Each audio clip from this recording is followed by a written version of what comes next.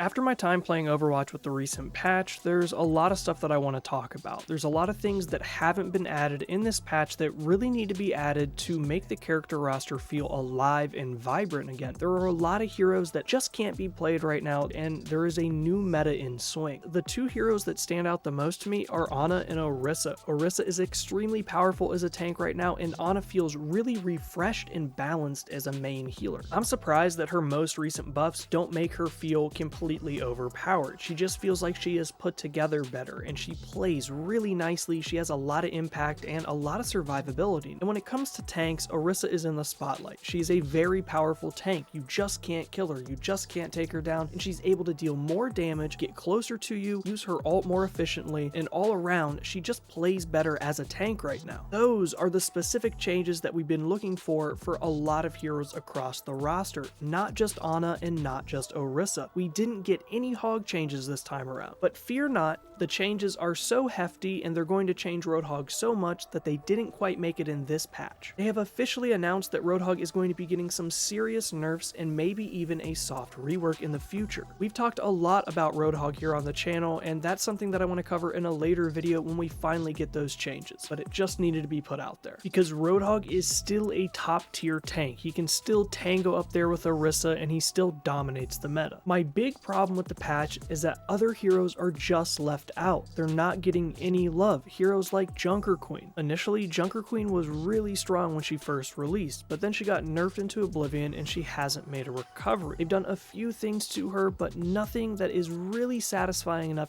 to change her character up and make her be put in play. And with this new Orisa meta, Junker Queen is going to be left in the dust even more so than before because she just doesn't have any power or any capabilities of taking down Orisa with the way her current kit is. And this is a big problem not just for Junker Queen, but for the entire hero roster that isn't being looked at. But on the flip side, we do have confirmation that somewhere in the near future, Junker Queen is going to be getting some important buffs. We don't know exactly what they're going to be or what she's going to look like, but we know that they're on their way, which is good and fine at the end of the day. It just needs to be a little quicker for my taste. And honestly, when we receive patch notes, it becomes a yin and yang effect. There is a tank or a damage hero or even a healer that is top tier that everyone is playing that we all say needs nerfs, and they give them nerfs, and then a new hero is brought into the spotlight because they receive buffs. We had Doomfist was really powerful, but still, Orisa, which is literally made to counter Doomfist, has been buffed and put into play, and then we have Roadhog, which also takes out Doomfist.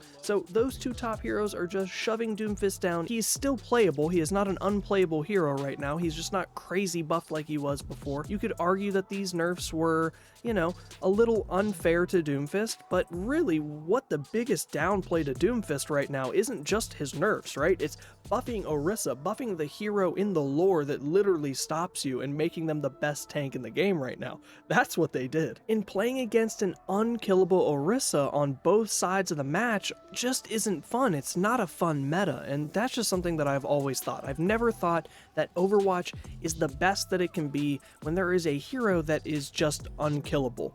Unkillable isn't fun no matter which way you look at it. And these are the kind of issues that Overwatch gets itself stuck in. So we're at the point now where Orisa is going to need a nerf, or a lot of other heroes are going to need buffs to compete with her.